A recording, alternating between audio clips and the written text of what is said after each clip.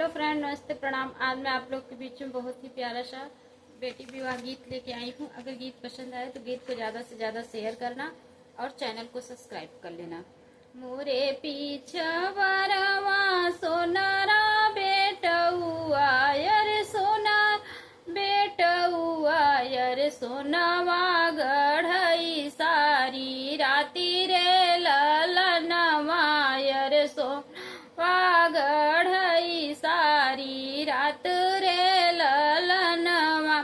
दुआरा पे ठाड़ी बाबा सोनारा सो बोला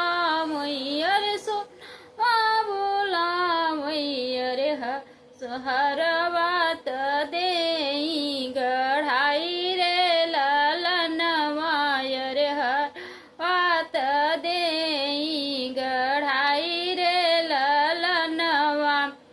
हरवा पहिनी बेटी जही ससुरवा जही ससुरवा यर सुन होई अंगना दुआर रे ललनवा यर सुन होई अंगना दुआर रे ललनवा हरवा पहिनी बेटी जही ससुरवा यर सुन होई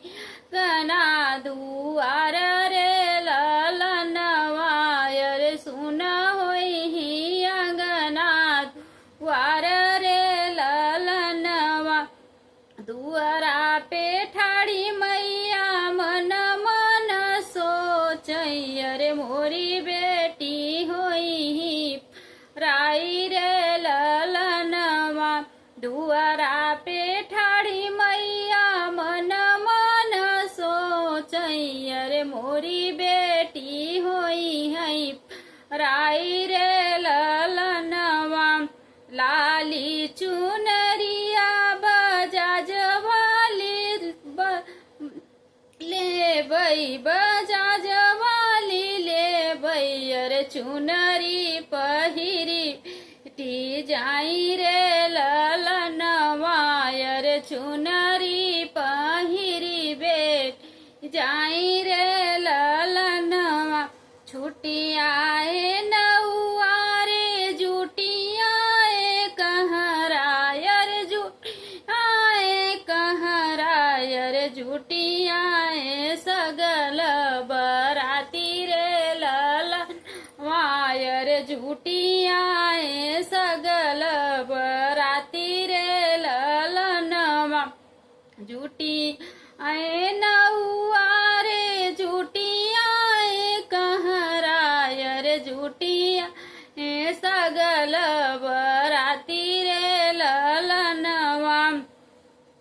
अरे मड़े में बैठी रोवई मम्मी हो कब मम्मी और पापा अरे आजू बेटी होई है पराई रे ललनवा अरे आजू बेटी होई है पराई रे ललनवा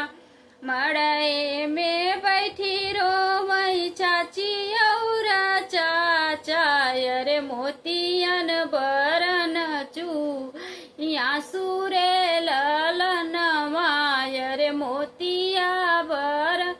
चूवई आंसू रे ललनवा मड़े में बैठी रोवई चाची और चाचा मोतिया बरन चूवई आंसू रे ललनवा आजू मोरी दुलारी बेटी होई है सपनवा यर सजना के साथे चली जाई रे ललनवा आजू मोरी दुलारी बेटी होई है सपनवा यर सजना साथ चली जाई रे ललनवा यर सजन के साथ चली जाई रे ललनवा अंगना बैठी भैया और भौजी रोमई गई आजू ननदी होई गई विदा रे ललनवा रे आजू ननदी होई गबीर रे ललनवा आजू आजू मोरे बाबा का दुलारी बेटिया रे आजू बेटी गई ससुर रे ललनवा रे आजू बहिनी गई ससुर रे ललनवा मोरे पीछवरवा सोनरा बेटुआ रे सोनवा गढ़ई सारी राती रे ललनवा रे सोनवा गढ़ई सारी राती रे ललनवा। बहुत बहुत धन्यवाद। अगर गीत पसंद आए तो गीत को ज़्यादा से ज़्यादा शेयर करना और प्यारा प्यारा सा कमेंट जरूर करना कि आप हमारी वीडियो कहाँ कहाँ से देख रहे हैं।